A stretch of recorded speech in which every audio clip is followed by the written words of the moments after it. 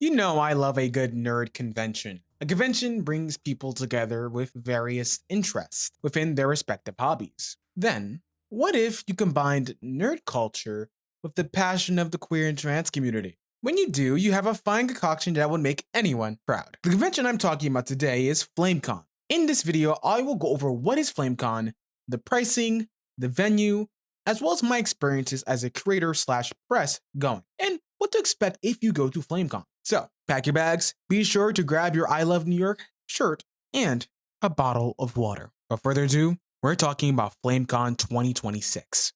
Flamecon is an all-age volunteer-organized LGBTQ plus nerd convention by Geek Out. The con showcases and features creators, special guests, and artists from all across the LGBTQ nerd community and several subcultures. The con focuses on comics and pop culture, but has expanded to other hobbies such as video games, anime, tabletop role-playing games, cosplay, and writing. Flamecon occurs in the summer, generally in the middle of August in the heart of New York City, i.e. Times Square. The con moved to a new hotel as of this year, which is the Marriott Marquis Times Square. For context, that hotel has a ball drop view room for New Year's, so it's right in the action of New York City's hotspot slash tourist area. In terms of price point, Flamecon's weekend pass comes in around $57.10 as of August 2026. Respective single day passes on Saturday and Sunday come in at around $36.70. Tickets to Flamecon for children under 5 get in for free. Also, Flamecon implements a youth day where a pass is granted to those 21 and under on Sunday of the convention. In terms of exhibitor information, there were approximately 328 exhibitors. This past year, they had the first come and first served table buys and another half for juried choices. A juried table or juried choice is when a table is not available for purchase and is instead given on the basis of an application process. Flamecon, due to expanding its volunteering opportunities, was able to curate exhibitors who bring an exciting balance of content to the show. So that allowed them to have more diversity and variety, as well as give opportunities to more people. At least that's how I understand it. There are also community tables. Community tables are nonprofits, charities, public health organizations, education groups, advocacy organizations, and other similar groups dedicated to serving the general public and aren't inherently about profitability. The table choices included half table, full table, the dealer table, and the community table. Each has a different size, pass offerings, and price points, as you can see here. Half table and full table are the most inexpensive if you want to sell something, with the dealer tables being the most expensive and having the most space available and the most passes available. As you can probably tell, that the dealer table is likely for bigger organizations that can afford it, as well as more established organizations or creators who have a lot more product to sell. In terms of where everything was, most of the community tables were on the 7th floor, while dealers were on the 6th floor. Finally, community tables are an even middle ground in terms of pricing, with being about $250 and about 6 feet. In terms of programming, Flamecon offers a wide variety of activities throughout its 2-day festivities. The con starts around 12:30 p.m. and has events related to tabletop gaming, cosplay and drag, comic books, book signings, and panels from professionals and hobbyists across several sci-fi and nerd-like industries. There were events on specific games, like a Hades and Celeste panel, which was titled Embodiment, Failure, and Trans Mechanics in Hades, Celeste, and Deltarune. There are also events within the gamer lounge, such as a Smash tournament or workshops focused on health and fitness for transgender folk. Events such as workshops were more involved and usually required learning and developing a new skill. Events in the gamer lounge were ones that were focused on either video games, board games, or tabletop games. In conclusion, there is a sizable amount of programming available, with every event being around 15 to 30 minutes between each other and ranging in time zones being from 1 hour all the way to 3 hours, depending on what the event is. As for what I did, I spent a considerable amount of time in the gamer lounge. I was learning about different indie tabletop RPGs and played specifically 2 games. Note, I learned a lot of this information through the New York City Tabletop RPGs group, so I will be featuring them and many of the other organizations that I saw there down below in the comment section That includes Brooklyn Library, I believe Queens Library. I will be featuring them in the description box so you can reference them if you are ever in the Tri-State area or New York City area. Within the Gamer Lounge, the over-encompassing part though, there were sections for indie games, a Smash Ultimate section, Mario Kart, and tables for tabletop role-playing games and board games, as I said earlier. There were 3 different options for choices of games throughout several hours of the con. I chose Definitely Wizards by Elliot H.T. Art and Big Gay Orcs by Grant Howitz. The biggest benefit to the space was learning about what opportunities existed to play tabletop role-playing games in person. As I mentioned, New York City Tabletop RPGs was there to provide a space to play, run, and discuss indie games and D&D 5e. Furthermore, libraries like Brooklyn Library were there with additional game suggestions, including many board games specifically focused on family games. Finally, there was the Stamp Rally event, where if you collected stamps from several exhibitors and vendors throughout the con, you got put into a raffle where you could win several prizes.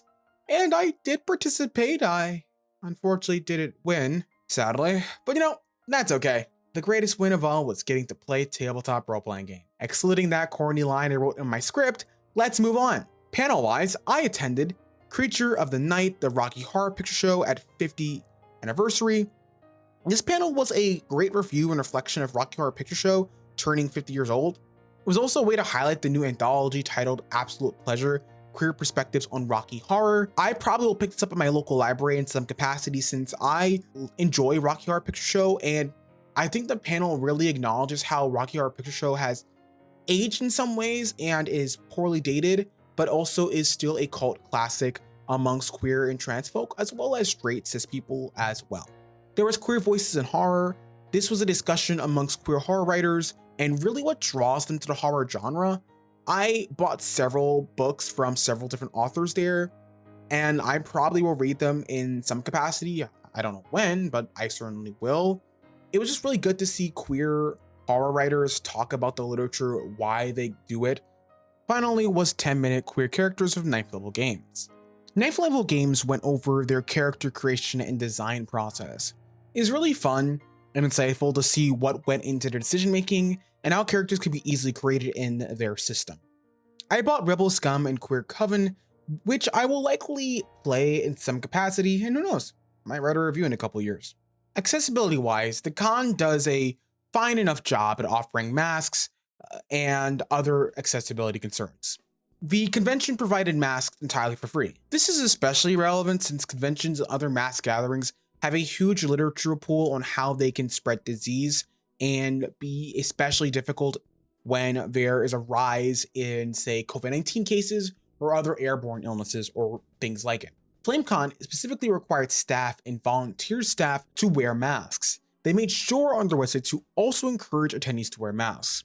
While I would have liked for a mask mandate to be needed, given that this is a bigger convention and that there's going to be people tightly packed of each other, I had to accept that. On the brighter news, I did see a lot of vendors wearing masks and a lot of individuals and customers and nerds wearing masks as well.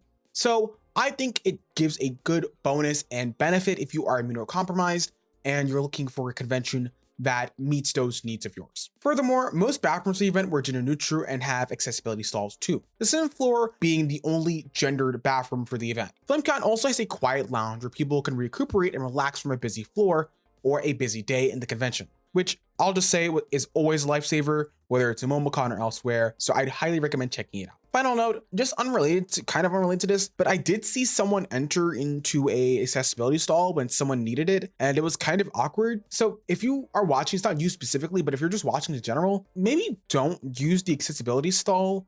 Obviously, you're the only person who can tell yourself what you should or should not do, but especially at really packed events like this, it helps if there are wheelchair users or bigger people or folks who just simply need it for accessibility purposes to keep that space available to them.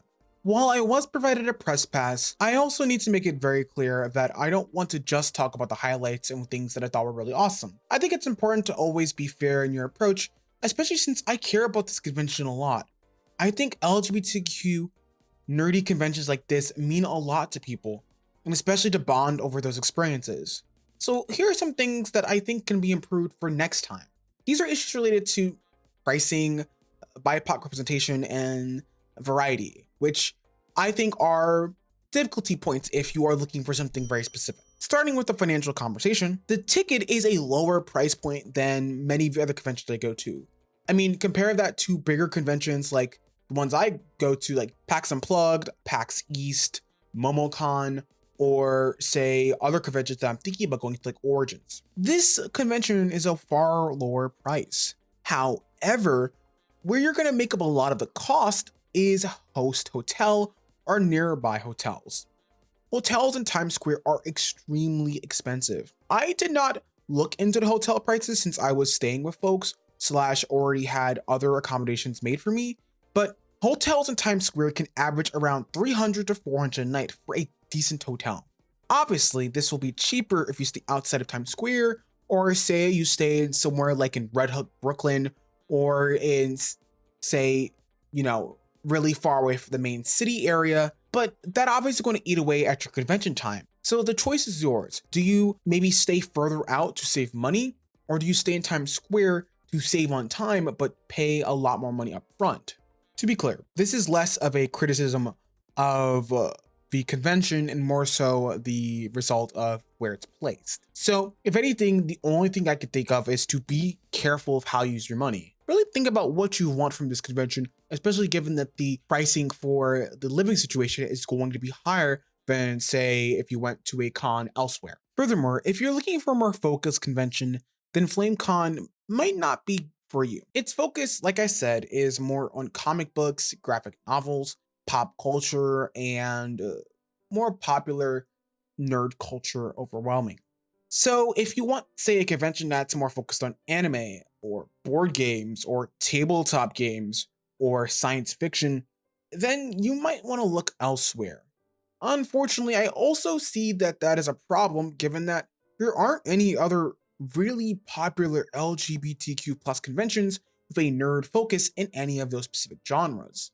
While I'm sure that they do exist in some capacity, I don't know of many. Flamecon is one of the few, and I think it does a great job, even if there isn't as much variety or as focused as I would personally like, especially as a tabletop RPG focused dweeb. Finally, I would have liked more BIPOC voices in the panelists and special guests.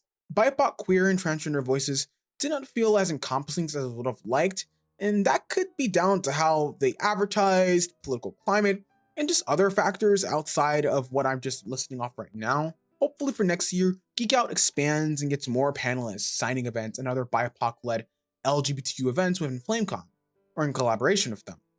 Flamecon, in totality, is a medium-sized convention that is continuing to punch upwards to greater heights and capacity. It went from a small con 10 years ago to getting a larger fan base with mentorship opportunities, a bigger dealer hall, expanded gamer lounge, more special guests, and best of all, more volunteers to help support all of these amazing programs and services.